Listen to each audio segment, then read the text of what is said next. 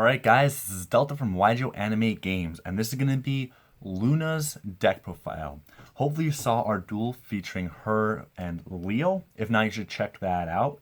If you're not aware, maybe this is your first time to the channel, we're in the middle of a huge 5Ds wave right now, so we introduced a whole bunch of new characters, Leo, Luna, Jack, Crow, Kiza, so definitely check that out as well. That's really exciting. Anyway, Luna's a character that was a little harder to build. She didn't play as many cards in the anime as some other characters like Crow or Akiza did. We had to duplicate quite a lot of cards for her to get her to a 40 card deck. But it is still a very cool deck. Part of the reason is we're missing a few cards she played. Things like Armored White Bear, Ancient Sunshine, Oberon's Prank. There are cards we didn't get from her, but overall we have a lot of her cards and certainly enough to build a cool deck. So I'm just going to kick it off with Key Mace. Now your first thought might be she didn't play Key Mace. And you would be right. She also didn't play Petite Angel. These are cards that we included one of because they are cards, they are monsters, they are dual spirits that are with her in the spirit world. Jerry Beansman is another one. We can see Luna playing with these. She interacts with them in the spirit world. We didn't want to just put every Luna card we had up to 3 copies in the deck. So we thought it was a good idea to incorporate some of the cards that she saw as dual spirits. She would be with Kuribon and Regulus in the spirit world, and she ended up playing both of them as well in her deck. So to us, it made a lot of sense. If you make your own Luna deck, you might want to just, triplicate a few more cards of her strategy. But that was how we felt, her deck would be best served. We really like it for her. There's a couple more of those, but moving on, we have 2 Bird of Roses. Definitely a good card. 1800 attack is very strong. And the ability to summon plant type tuners is also very strong. So yeah, not much more to say there. 1 Dancing Fairy, so that is an example of another card from the spirit world. It's also featured in the artwork of another one of her cards, Emergency Assistance. So just an interesting tidbit there. Then we have 2 Dream Sprite. Dream Sprite is not that strong of a monster, but it has an okay effect. Sometimes it comes in handy. You will notice duplicates of a lot of her cards. Fairy Archer, able to get some nice burn damage in, 1400 attack. Not bad at all. And yeah, there's nothing more really to say there. By the way, guys, if you haven't liked us on Facebook, you should. We post a lot of cool stuff there. We post updates. And you can just find out about a lot of our content that way. And sometimes you find out about things we're planning to do a little ahead of time. Fairy King Truesdale. We saw this one sent to the graveyard by a card effect. So another one she didn't actually play. But again, Luna's deck was a little more of a challenge to make, and we felt including one was fine. It's a decently strong monster, which works with other monsters in her deck, so it has synergy with her deck. Kuribon. So this is her little buddy. It's definitely got a pretty good effect. The ability to come in and stop an attack is very strong. It's, not as good as something like Battle Fader, but, it's also really cute. It is her Battle Fader. Definitely a good card, and not much more to say there. Yeah, if you watch the anime, Kuribon was close, near and dear to Luna. Near and dear to our dear Luna. 2 Nettles. So this is a plant type tuner, 1200 attack. Definitely not a bad card at all. Make you your Ancient Fairy Dragon. Here we go with Regulus.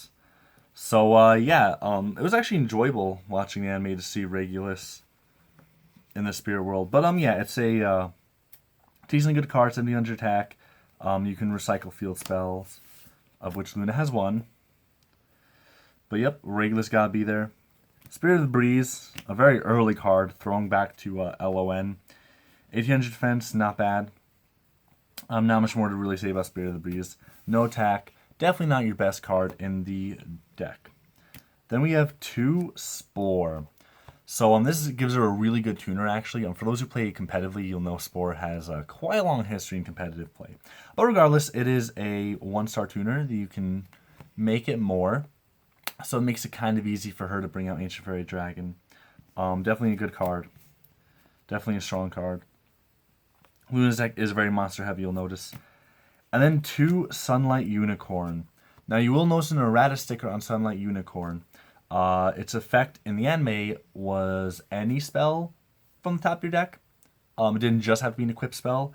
So that just made it more versatile, unlike ours, which is limited to being an equipped spell card.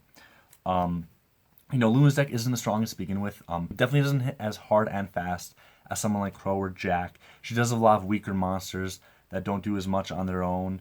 And she only uses 1 synchro. So if we, had the opportunity to, errata a couple of her cards to be more accurate and make them stronger, we definitely want to do that, if they were weakened. 2 Sunny Pixie. Speaking of a card that isn't that good, but the 1,000 life points isn't bad that you can get from it. Another tuner. She actually has a decent amount of tuners. And then 1 Wadapon. Again, this is a one of something we saw in the Spirit World.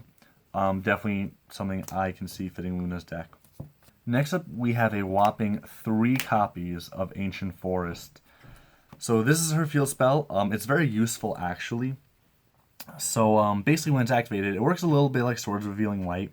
Defense position monsters are flip face up, but also they're switched to attack. So that can be pretty good. And then any monster that attacks is destroyed at the end of the battle phase. So it definitely changes the game state. It makes it very interesting. It can make it hard for the opponent. It can make it hard for you to play.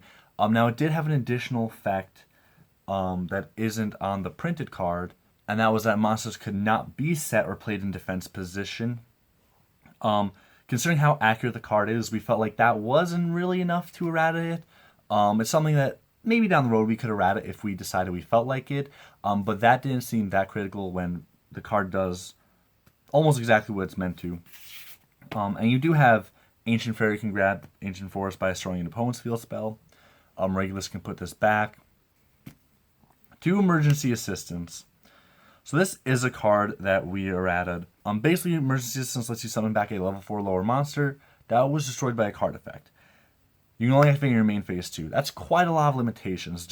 Already only being able to activate it in main phase 2 is kind of limiting. And that has to be something destroyed by a card effect. So we decided to errata it to its anime effect, which means the monster doesn't have to be destroyed by a card effect. So if something gets destroyed in battle during your turn, you can bring it back in main phase 2. That makes the card, more playable, a little more versatile. It's very limited and just almost doesn't do that much without the errata. So that we felt was important to errata. 2 Horn of the Unicorn. Definitely a good card in her deck, boosting her monsters up. Can make some of her regular monsters like Regulus or Bird of Roses pretty strong.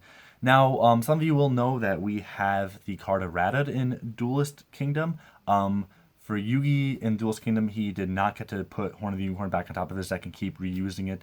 In Duelist Kingdom, that's a very powerful effect, so we had to errata it to its Duelist Kingdom effect.